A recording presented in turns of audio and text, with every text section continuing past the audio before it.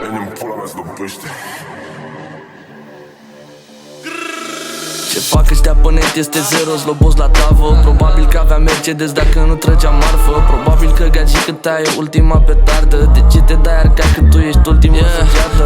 Te înțepă nevastă ta, o fut doar din ambiție. Alerg după bani, acum nu mai fug de miliție. Trebuie să fac piese, nu mai am timp de percheziție.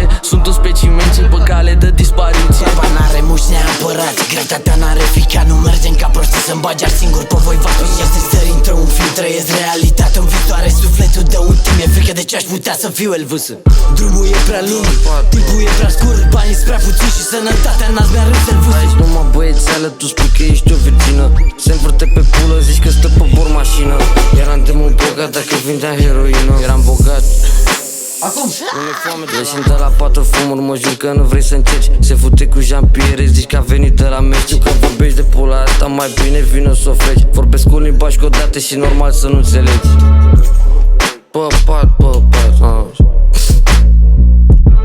Aici numai băiețeală, tu spui că ești o virgină. Se învârte pe pulă.